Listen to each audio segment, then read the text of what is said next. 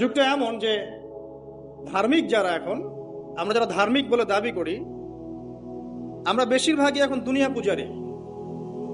দাড়ি, টুপি, পাগড়ি, জুব্বা, যাই হোক লেবাস পোশাক, আমাদের মধ্যে বেশিরভাগ ম্যাক্সিমাম ইল্লা মাশাআল্লাহ দুনিয়া পূজারী। দুনিয়ার ভালো মন্দ আগে বুঝবো, তারপর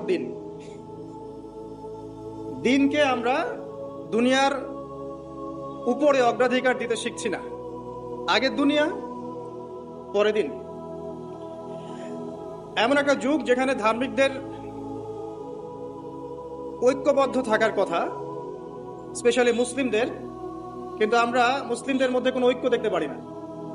যতই ঐক্যের বলে আওড়াই না কেন, বাস্তবতা হচ্ছে এই যে আসলে এখানে ঐক্যের কোনো নামগন্ধ নাই।